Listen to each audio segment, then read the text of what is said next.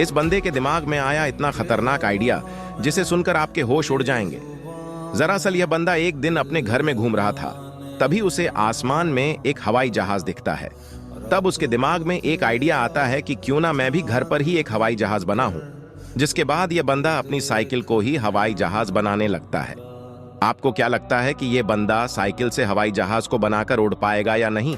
उसे देखने से पहले रुक जाओ बेटे। अगर अभी कोई लड़की इस शॉट में डांस कर रही होती तो तुम सब खुशी खुशी लाइक सब्सक्राइब कर देते, लेकिन आज मेरे लिए नहीं करोगे क्या? और कमेंट में मेरे स्वामी श्री राम का नाम भी लिख देना।